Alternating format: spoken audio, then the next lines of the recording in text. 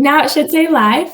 You good? All right. Hi, everybody. We're so glad to be here with Gordy Sauer, our new Hub City Press author with the book Child in the Valley. I am Jackie from Hub City Bookshop, and I'm just going to introduce Gordy and our wonderful press employees who are going to be talking to him today. And there's a couple things about Crowdcast I want to go over real quick. So there's a wonderful chat section over here. We'd love to hear from you, questions, comments, how you felt about the book. Even better, there's an ask a question button at the bottom. You can vote on questions. If somebody's asked the same question that you have, you can vote it up a little bit so that we know that multiple people want to know the answers to that question. There's also this beautiful glowing green button at the bottom if you want to buy Gordy's book. And we definitely encourage you to support him and to support Hub City Press and Hub City Bookshop. We certainly appreciate it. So a little bit about our author. Gordy Sauer is a native Texan and transplant Missourian. He's joining us from Texas tonight. He holds an MFA from Missouri. Oh, you're joining us. Yeah. Sorry, I got that back. He holds an MFA from Columbia University and a MA from Clemson University. His writing has appeared in Narrative Magazine and Boulevard, among other places, and he received a 2013 Artist Grant for residency at the Vermont Studio Center. A lifelong educator, he has taught snowboarding, fly fishing, middle school math and science, and now works as a speechwriter at Mizzou. This is his first novel, again, Child in the Valley, and we're so grateful to have you tonight. And talking with him will be the director of Hub City Press, Meg Reed, and the assistant director, Kate McMullen. So I'll turn it over to you guys.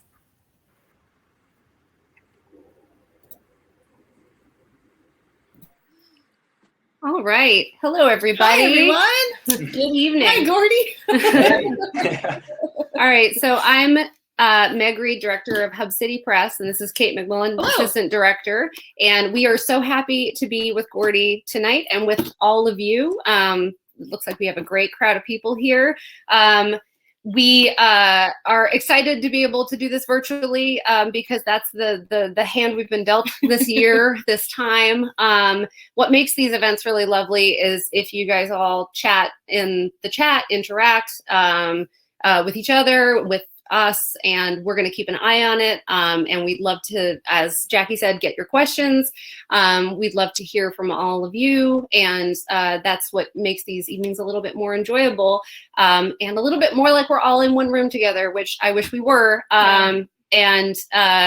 Gordy, we have known about Gordy and his book for nearly 2 years now. And in pandemic time, that's either 2 minutes or I don't know, 10 years. So what is time?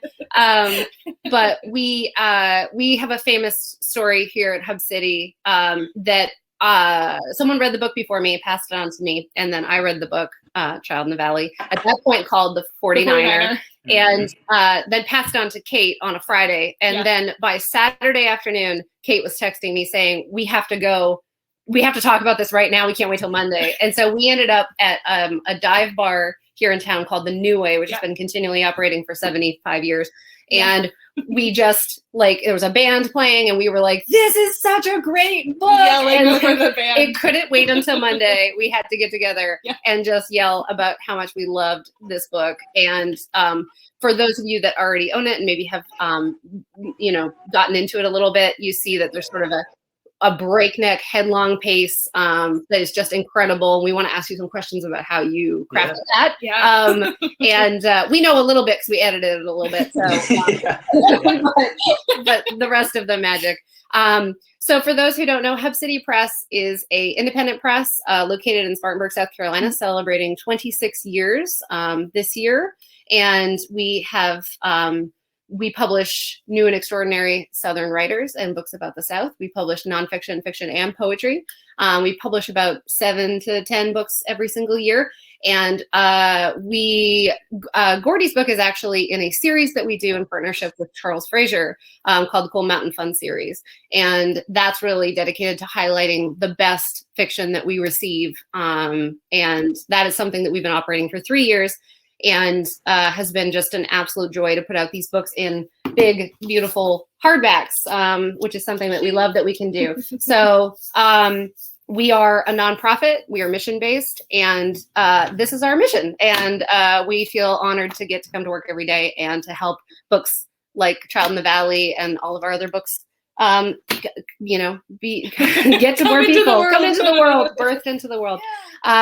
So we are we are mission-based, like I said, and we run on donations from people just like you. So go to hubcity.org if you want to learn more about us, and definitely do buy the book. That's the most important thing. It's a donation to And we are actually, real good. we're going to say it a few times. We'll put it in the chat. We're running a special launch event sale where if you use the code welcome back, you get 20% off just Gordy's book. So which brings it, I don't know, it takes like $5 off. Yeah. So on Amazon. Yep. So if you want to order it from us, you can do that. If you want to order it from bookshop.org, you can also do that. If you want to go into your local indie and tell them about it, that's great. Go to your local library, tell them to get 5. All that you can do is spread the word. We appreciate, and we are so excited to be chatting here with Gordy tonight. So Gordy, what I'm going to ask you to do is to we're going to toggle ourselves off the screen because it's not about us, and put ourselves away. And we're going to hear from you a little bit about the writing of the book and how that came together for you. And then you'll read a little bit, and then we'll come back on to ask you some questions. Does that sound good? Yeah, it sounds great. All right. Yeah. All right. Without further ado. More soon. So I just want to start by thanking Meg and Kate and Jackie and the whole Hub City team. And then I know my agent Kirby and his assistant Eloy and Janklo and Nesbitt, a lot of people went into helping this book get to where it is. And I guess that's sort of the story of all books. And, I'm really grateful and honored that they sort of believed in it and, took the time to really put their ideas out and put their thoughts out and really make it better and stronger, including changing the title from the 49er to Child in the Valley. So really thanks to all those people. And thank you all, everyone for joining from, kind of all over. I know some of my family's on here from California and Texas and Missouri. So just, I really appreciate it. And even though I can't see folks because it is a little bit different, right? We're not all in person. Virtual offers its own kind of unique opportunity. So I just really appreciate everybody being here and supporting the book and supporting me. It means a lot. Kate and Meg asked me to talk a little bit about the kind of generation of the book. And it's interesting because I was thinking about that recently. I was asked to write this essay for the Southern Review of Books. And so it made me really sit down and think through the actual process from kind of like idea to execution and then to ultimately like the finished product. And I think it's rare, when authors get a chance to do that because there are often all of these moments that sort of come into the process intangibly or in an ancillary way that you don't always have an ability to kind of quantify and qualify. And so when you can do that, it really puts into stark perspective, what it took to produce something that in the end is, 285 or 93 pages or however long the Child in the Valley actually is. And really, for me, that process started kind of back in 2014. And I had been spending some time with my aunts in Kansas City, and I was staying at one of their houses one evening, and this History Channel documentary came on about this Dr. Charles Robinson out of Boston who had heard about the gold rush and had wanted to go west in 1849 in order to get rich. I mean, like all the 49ers. And what was fascinating to me is that documentary revealed a couple things that I didn't know. And one of which was that it was extraordinarily expensive for individuals to travel to California, which I think I hadn't thought about before, particularly if they wanted to travel in an officially organized gold rush party, which offered a lot of benefits in terms of kind of security and safety and a surety of travel because they knew the route, which, in 1849 was pretty important.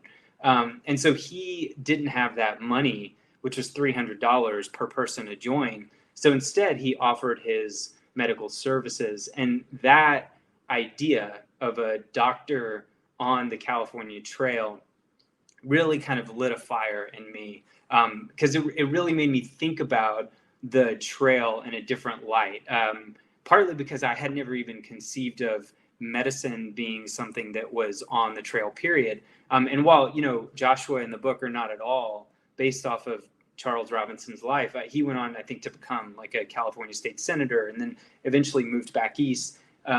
Joshua takes a very different life path in the book. Just that idea of a doctor on the California Trail was sort of the seed that was planted and what ultimately grew kind of to become the book. For me, I think it also revealed a lot of things about America. And I've been thinking for a while about the rise and fall of the American Union in 2014. There were just kind of a lot of things happening in our country. Some of the things I've sort of mentioned before, we had this ongoing conflict between Western ranchers and grazing rights and like the national, I think Land Service, it's not the National Park Service, maybe then, but whatever, one of the national services, that conflict between private and public land. You had a lot of kind of like political conflict, obviously, in 2014, which obviously is ongoing. And then, of course, you also had some of these kind of fringe movements that were at least more visible by virtue of the fact that media makes things, the speed and kind of visibility of media makes things more visible these days. So this kind of idea of the rise and fall of the American Union was something that was very potent in my mind. And the gold rush seemed like a seminal moment in American history to really think through that idea and articulate that idea. So that's kind of how I landed on, the gold rush and then a doctor during the gold rush. And I spent some time after I was visiting my aunts in Kansas City. One of them got very ill with cancer and subsequently passed away pretty quickly 9 months after that point. And at that point, I'd written maybe the first, 20, 30 pages of the book. But she had owned a farmhouse south of Kansas City.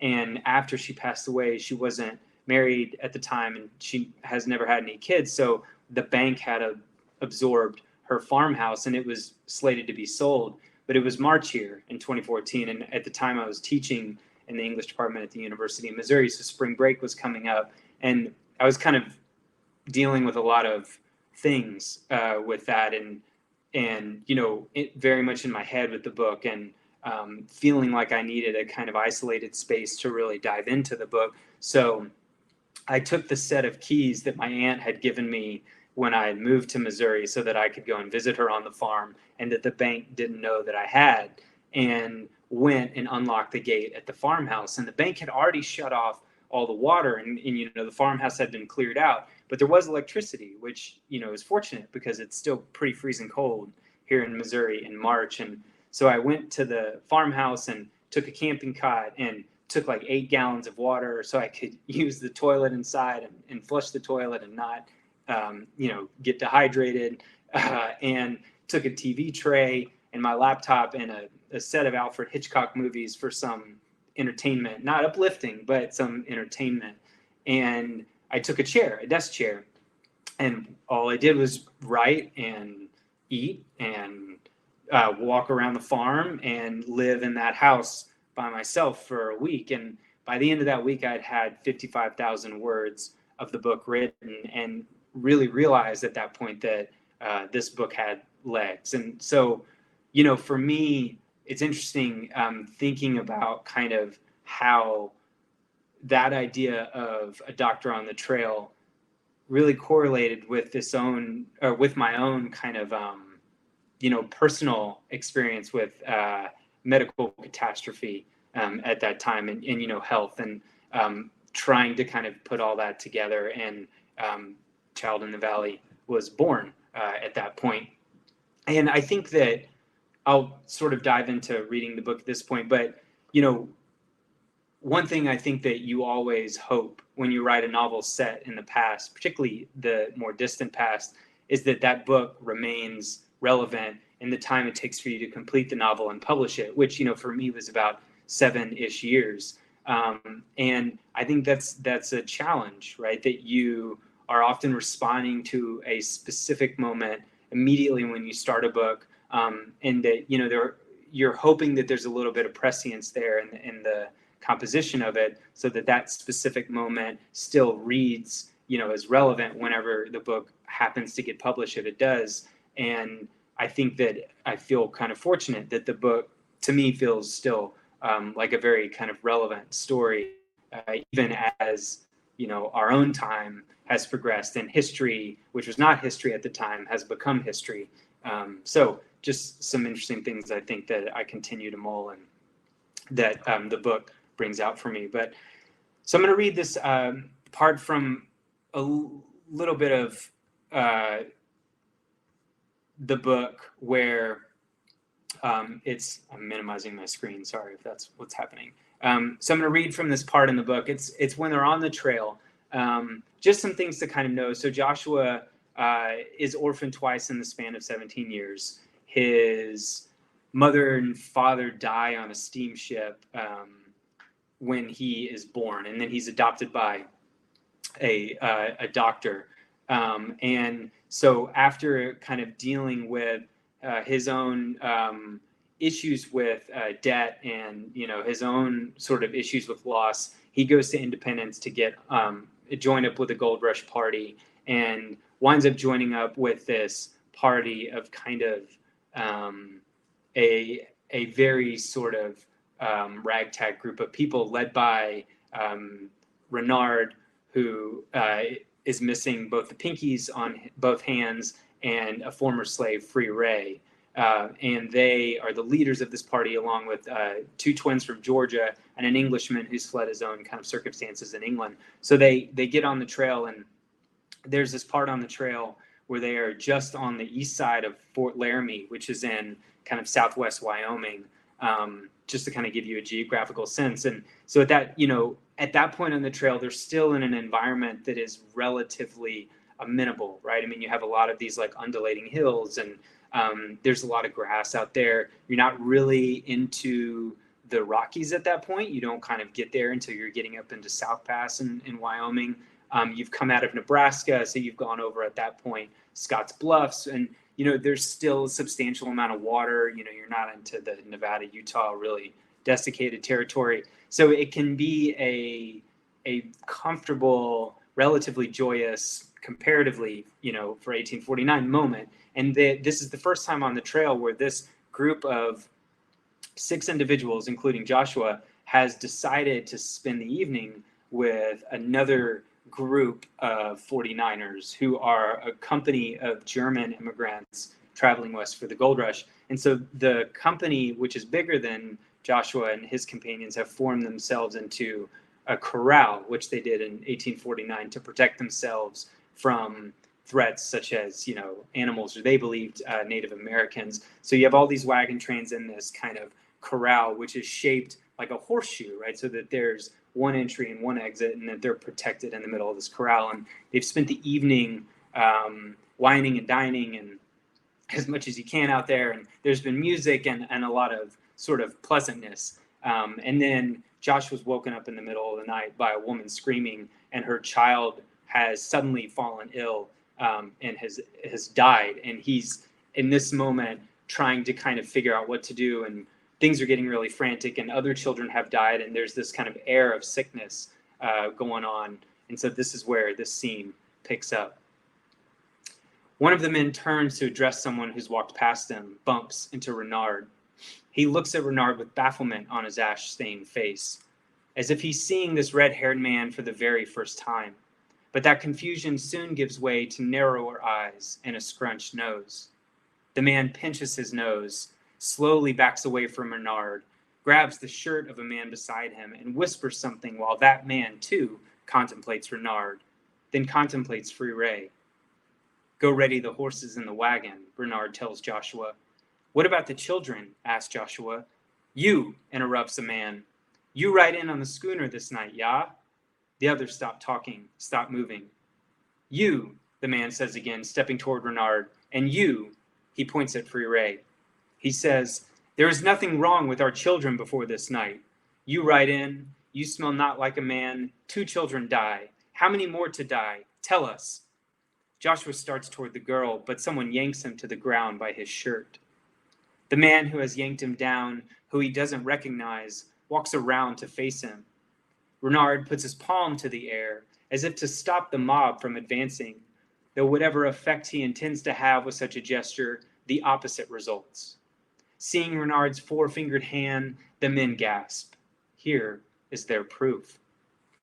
The mob pauses then, struck dumb for a moment. Before of one mind, the men rush Renard. Renard tries to turn and run. A large man with cartoonishly thick arms reaches out and grabs Renard by the collar, pinning Renard's arms to his side with his own and lacing his fingers in the middle of Renard's chest like a wrestler. But as quickly as that man binds Renard, his arms go slack. The man lurches into Renard's back, then limply rolls to the ground, landing so hard on his shoulder he bounces, a bowie knife sticking out the side of his neck. The mob gapes at the fallen man, gapes at the blood spurting into the brittle grass in short, unsequenced bursts, the man twitching his whole muscular body until finally he stops moving. Free Ray reaches down and removes the bowie knife to uncork that blood so that it drains from the man so black in the darkness, pours over his neck and shoulders like he's being bathed in it. The mob watches Free Ray do this almost nonchalantly. Astonished by this scene, logic itself is still trying to parse out. They watch him still as Free Ray grabs the front of Renard's shirt and Joshua's hand and pulls them both into a run toward the schooner. Renard, seemingly as stunned as the other men, keeps glancing back at the man on the ground and stumbling. Joshua, a bumbling runner with his gimp foot, though Free Ray holds on to them both, forces them to keep pace. Free Ray says nothing, and it isn't until the three of them have gone 30 feet or so from the crowd that the crowd's senses return to them. The men begin to yell. Soon after, they give chase. The twins have already whipped the mules into speed on the trail. After Free Ray, Renard, and Joshua reach the horses, they mount, G. Quillard holding Joshua's reins so that Joshua can steady himself. Renard still looks dazed, frightened even. It is the first time Joshua has seen him scared, and he understands something about the hierarchy between Renard and Free Ray in this moment that never occurred to him before, that probably never occurred to anyone anywhere, given that Free Ray is black. The mob moves jerkily and slowly, like drawings in a flip book, the hopping torches the only indicator of their progress, and the four of them set the horses to gallop before the mob has even crossed through the corral. None of them look back. They ride in a jagged line strung out horizontally for what seems only seconds before a carbine splits the darkness behind them with a sharp crack. They shift into single file after that, making a thin target that is more difficult to hit. They ride over flat ground that is easy riding, even in the dark, with Joshua's Morting goading on G. Quillard's horse as it wheezes more and tries to slow its pace. The carbine fires again, and then almost instantaneously another shot. Though the shots are both so muffled and distant, this time the riders know they are out of range. Clayton is standing, holding on to the bonnet for balance, when the four of them reach the schooner and slow the horses to match pace. Only then does he take his jostling seat, though he keeps poking his head out to the side of the bonnet while he mashes his hat down, glancing back and shouting, "I don't see no one. I can't be sure, but I don't see no one." No one can hear him, so loud is the blood careening through their bodies and the rattling wheels of the wagon. They spread the horses out again to keep the dust out of their faces, Joshua grabbing hold of G. Quillard's reins because both he and the Englishman know what separation means. Neither landmark nor formation to distinguish ground from sky, save for the dawn-kept stars, the millions of stars puncturing the sky through which they float to become themselves a constellation in this universe.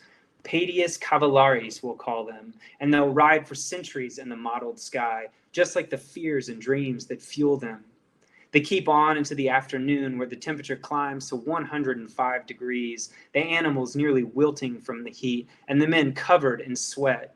Somewhere in this landscape, at a distance from that camp they aren't sure of, they water the animals at a shallow creek, let them kiss their palms with velvety lips while they feed them grain. Renard washes the dead man's long, dried blood from his neck and face. They all fill their canteens and drink, lie down to rest in the shade of a willow tree, though none can. Jesus, says Joshua finally. He gets to his feet, approaches Free Ray. Jesus, he says again, trying to stem the accusation in his voice. You killed that man. Joshua doesn't know if he expects a response, but Free Ray refuses to grace his statement. Of course he did, says Clayton. You saw that mob. What you expect a mob like that gonna do? They ain't coming at you to talk.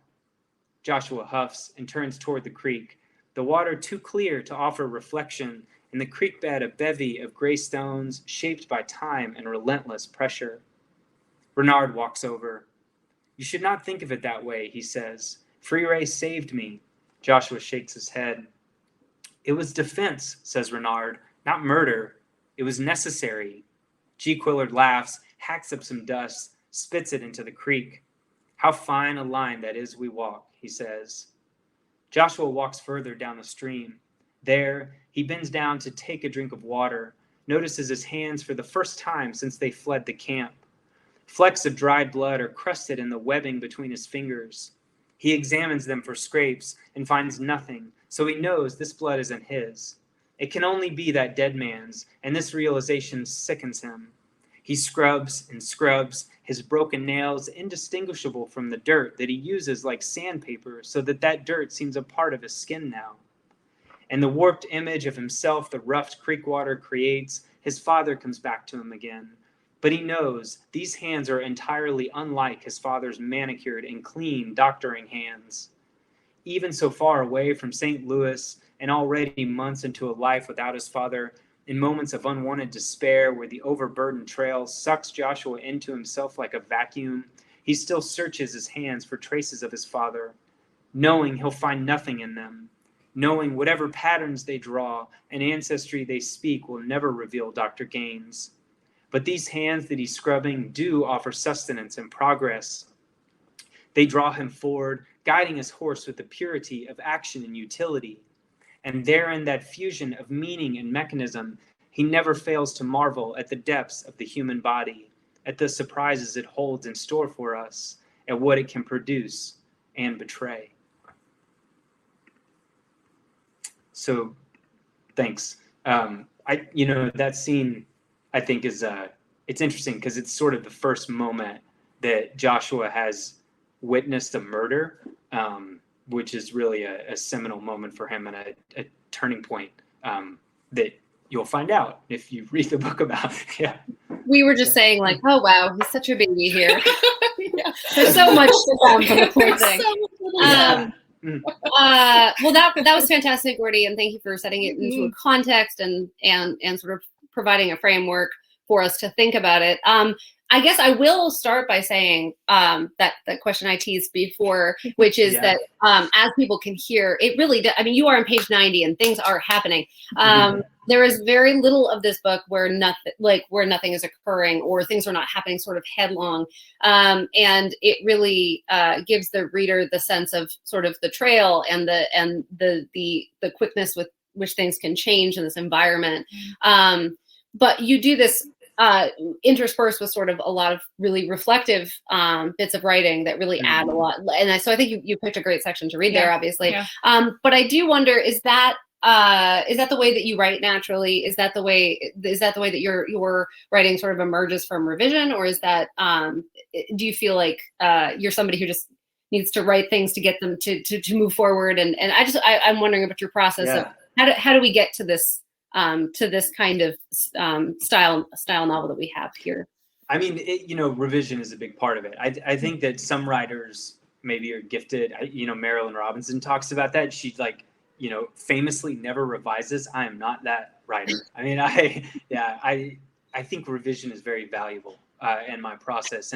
And part of that is because for me, the creative process is spontaneous, and that really I sit down and write start to finish when I really kind of get into a book, which means that there's a lot of material that I'm kind of figuring out along the way. And there was a point I think the first draft of this novel was over 140,000 words, and in the final draft is like 84,000, right? So I very much enjoy reading books that move, right? I mean, I think that Toni Morrison once said she wrote The Bluest Eye because she wanted to write the book she wanted to read. And, you know, that I really feel driven by that as well. Like I wanted to write a book I wanted to read. And I'm very intrigued by writers who can pull readers along. I think that, you know, plot is a fundamentally difficult thing. And it seems like of all the aspects of writing that it could be one of the easiest, but I find like strong plots to be difficult to craft, plots that really move, right? And so for me, that's always been something that I've been interested in doing, and something that I was very conscious of. And of course, you know, major props to Kirby and to y'all for helping the book like move quicker in certain parts. I mean, I know that in particular, the part 2, the trail part, was something that I worked a lot on reshaping to make that move quicker. And that, I think, was by virtue of the fact that I get sucked into the beauty of landscape when I'm in landscape. And so for me, I really like loved writing the land, but you know, it's sometimes not as fun to read, just like scenes of the land. And so that was a lot of work to kind of speed along. But yeah, it was a deliberate process, and it was one that I think really strengthened the book, and that, you know, helps as a reader. Yeah.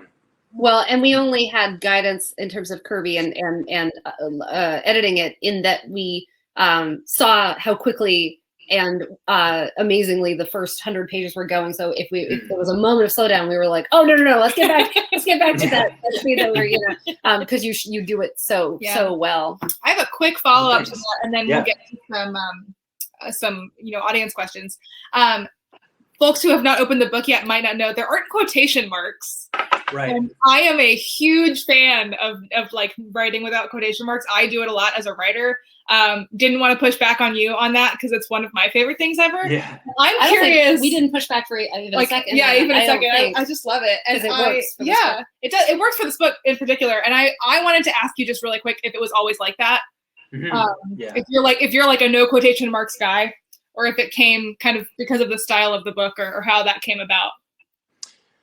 I mean, I tend to prefer not writing with quotation marks, right? This book always had no quotation marks, but I also think that, like, you know, grammar is a part of form, right? And so like the form that a book takes has to fit the function and like fashion of that book. And I think, you know, for me, like the part of what really intrigued me was the voice in this book, right? And like the way that it's told. And there is, I think, a little bit of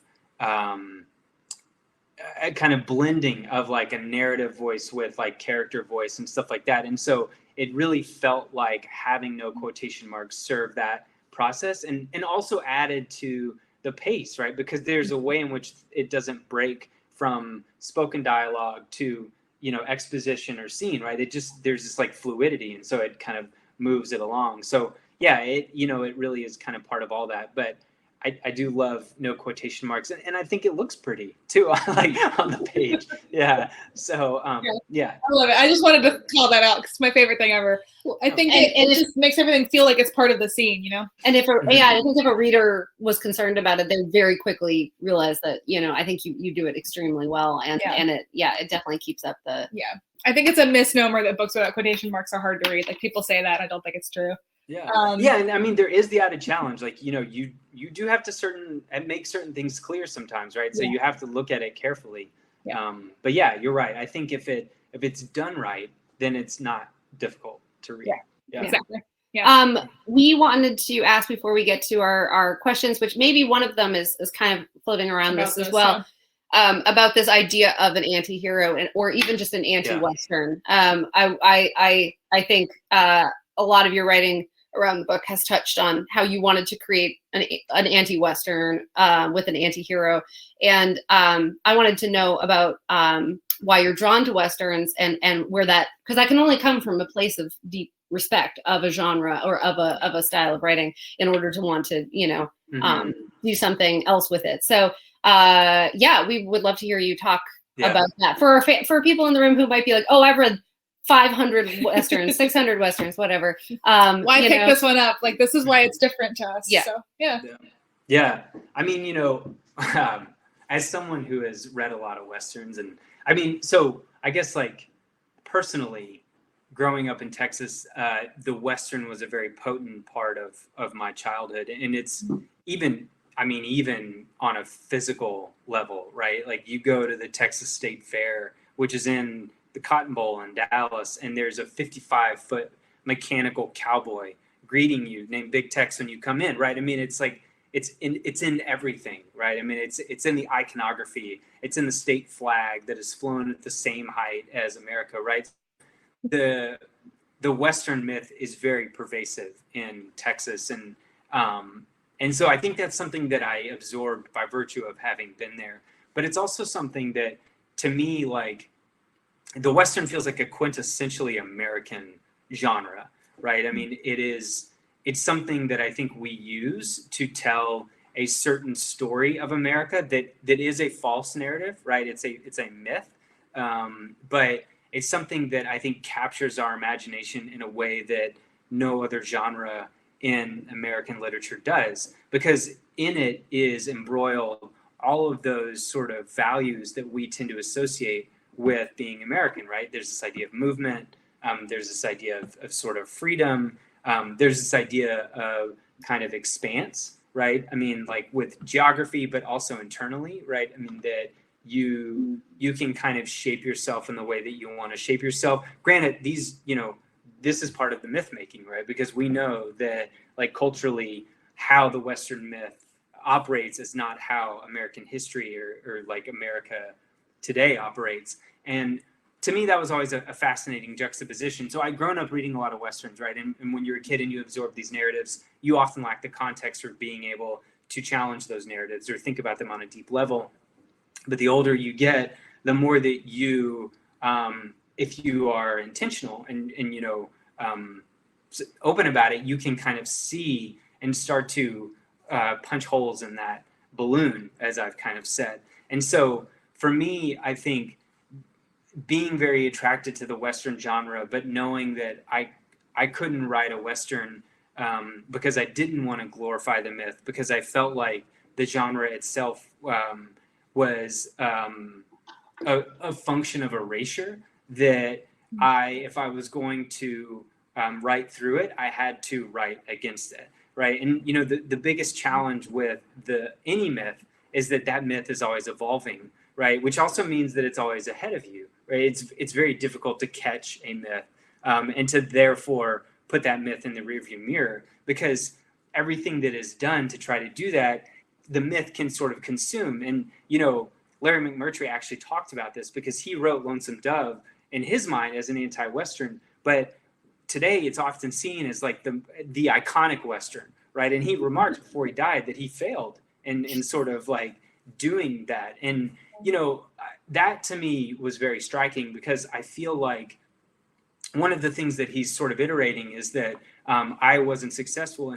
And for me, I think like part of the anti-Western genre, writing an anti-Western, is also recognizing that the book has to live in this very diverse and very global publishing environment, which also means it can be bolstered by others who are writing anti-Westerns, and it doesn't have to live on its own and do everything, which means that I didn't, I could tackle the genre in my way, and then hopefully that could enter into this sort of canon of other writers who are tackling the genre in their way. And by virtue of this collective, we could like open up the Western and make it something that is more inclusive, right? So part of the anti-Western for me, or part of the way that I wanted to approach this, was through an anti-hero, because those were synonymous, right? If the Western often propped up these heroic characters who were very specific characters in terms of their identity, and in terms of the way that they belonged in the landscape, primarily straight white men, then an anti-Western had to craft belonging and identity in a different way, right? And think about the Western through a different set of eyes and a different set of experiences and voices. So I think that's where a lot of, the character building for Joshua kind of came into play, but also wanting to build a character who challenged a reader on an emotional and psychological level, right? I felt like it would, when I was thinking about the book, I thought, could I create a character who readers would be sympathetic for in the beginning, but who would have trouble sympathizing for in the end, but understand that they were struggling with that sympathy, right? That for me was a fundamental challenge, and it was one that I wanted to tackle. And to do so, I felt like Joshua had to be culpable in his own demoralizing, right? He couldn't be sort of tricked into these vicious actions by Renard or Free Ray. He had to own his own choices, and he had to become an anti-hero by virtue of his own decision making, and that would allow me to think about the Western in a different way. Because if the hero chose to become, bad on the page, then maybe in some way the Western serves as like its own problematic myth, right? Maybe we can kind of think about it through that lens. So that for me was a big part of the process, and kind of how I landed on this anti-Western, anti-hero kind of approach. Yeah. Well, that's definitely something that we're interested here in the city. We always say that, we publish literary novels, but we often are drawn to things that have like a kind of funny reinterpretation of a genre element or a genre edge. And I think that's, like you said, because of a plot. We do love plot, and we also, I think that using these sort of genre frames is a great way to really craft something new, which you have absolutely done. Yeah. So yeah. We we have an audience question, which kind of ties in here. We have the same kind of question. Yeah. About the voice, of the book. We have this. Glenn says, "I'm so struck by the voice you used to tell the story. How did you develop it?" I think you've gone into it a little bit, but I'd love to hear some more about, the voice of the book, Joshua's voice, how they're kind of two different things, but they're the same, and just talk a little bit about Joshua and the voice of the novel. Yeah, it was interesting. I know we were talking ahead of time, but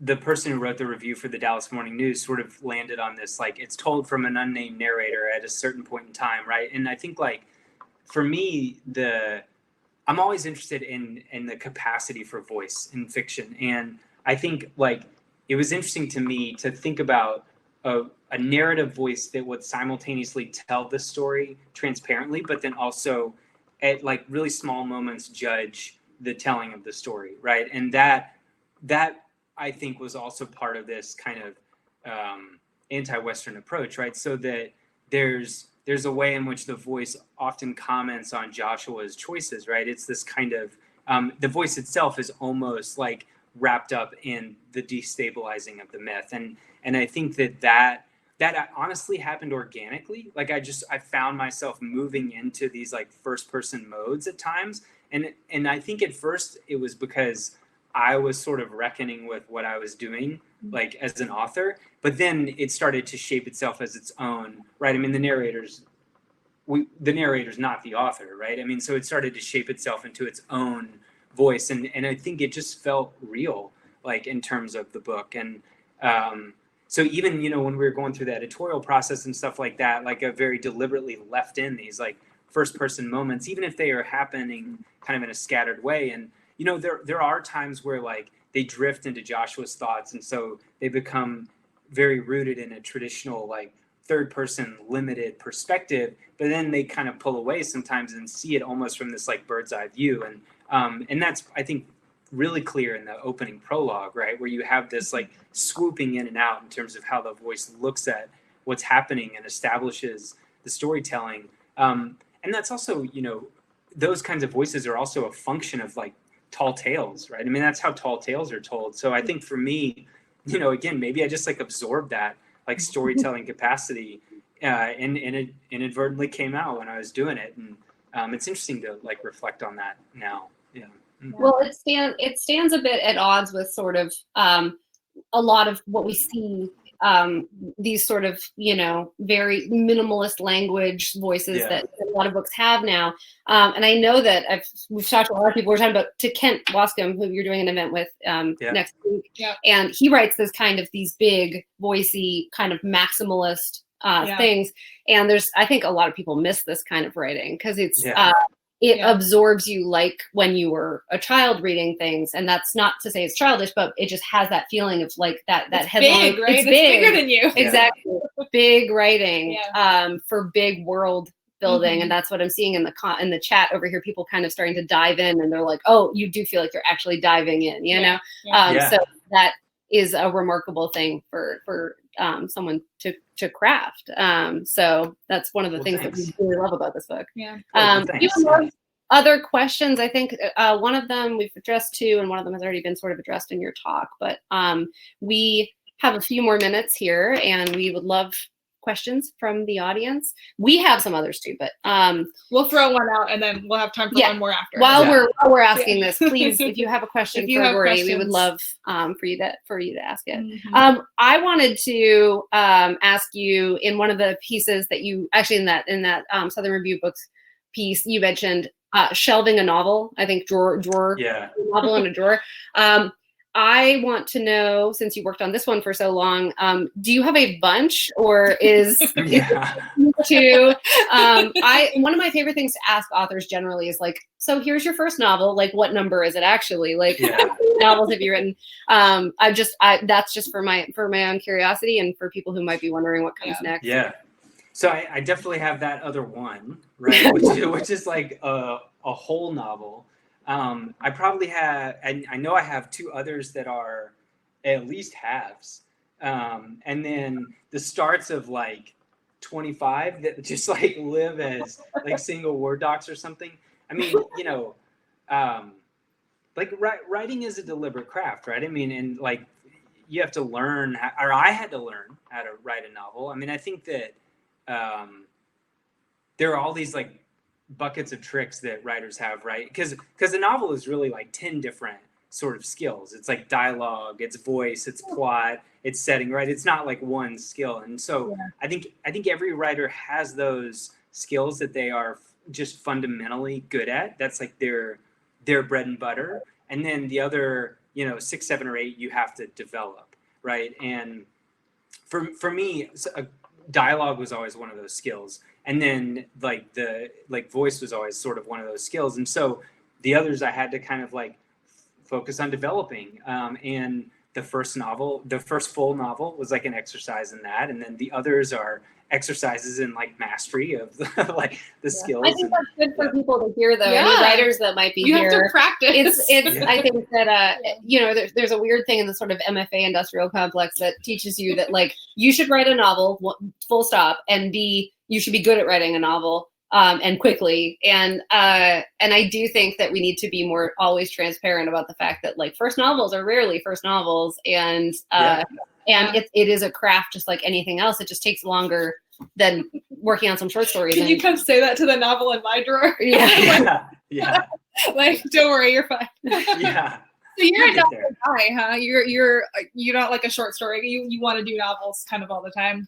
Yeah, I think I just think in that way. Like I feel like I've always just had, like when I start projects, they start with this like openness, right? That just seems to suggest novel. Like I'm just not good at that containment. Kudos to short story writers out there. Kudos to you. I'm as a fiction writer, absolutely a short person. I can't do more than 7 pages. I kind of lose track of what's happened, and like having to write I have written a book and having to write it. I was like, God, I got to memorize everything that happens. I'm just not good at it. I think it's amazing. And plus, you're not terribly busy right now because you just had a baby not too long.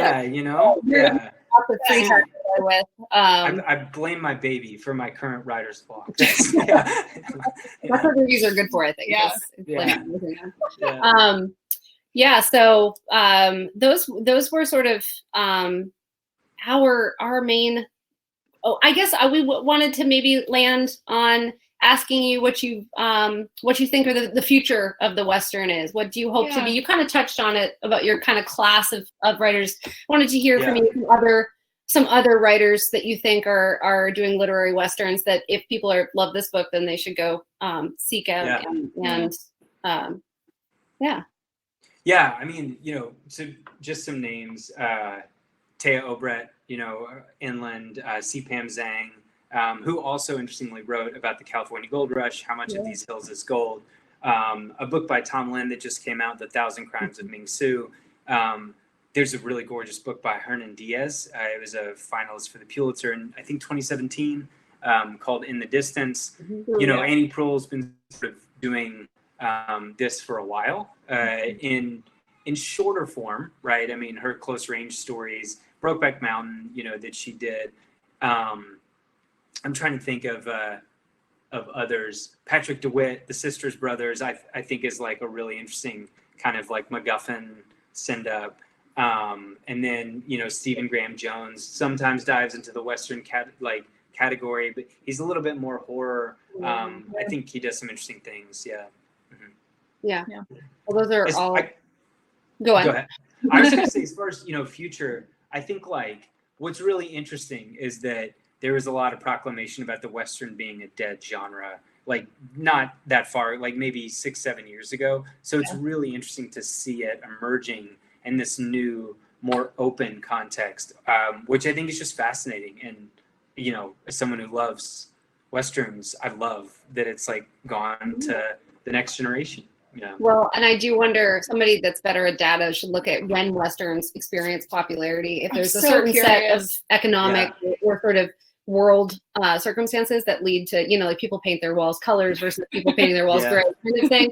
I bet there's some reason that we keep returning to these kind of narratives when we need them at different times. So it's so interesting because the Western is so big and so close to us, but also it's very long ago now. My partner and I were watching Deadwood, which is a really funny thing to happen. Like we started right when your book came out. And we were curious to find out if it had aged well, and I feel like it has. While we're talking about how Westerns like continue to grow and age, it's just fascinating, and it's so cool that we have one now. I'm glad that Hub City has a Western, and I'm glad it's yours. I'm stoked. Well, it's interesting to be talking a lot about, you know, the future of them, and I hope folks will check out there's a Lit Hub. You have a Lit Hub reading list coming out soon. A Literary Hub is the name of the website it's got a lot of these books on it, and I hope folks will continue to read alt Westerns. We're just so happy to have yours. So thank you. Me too. I'm on it.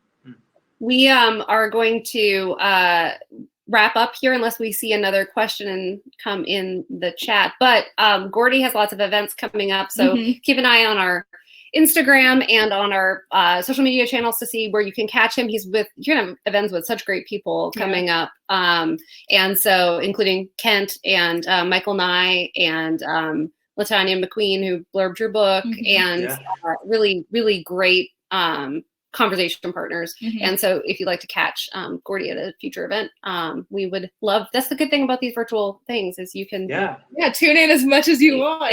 That's right. We are over on our Instagram, we're giving away a copy, so even though you should buy it, you should totally enter the giveaway and try to win an extra one to give away to your friends and family. It's running through next week, so there's plenty of time and to throw a comment on there.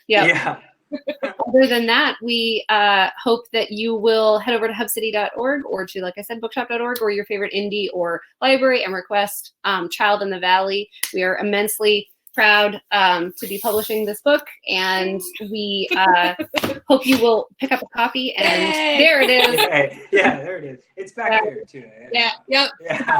Hovering over your shoulder. And remember, code welcome back to get the discount. And we are so grateful to Gordy for writing the book and for just being an all-around fantastic person to work with. Well, thank y'all, and thank you to everyone for being here. It's really special. Here's Jackie. You flew in the corner like an angel. Such a lovely effect. I love that so much.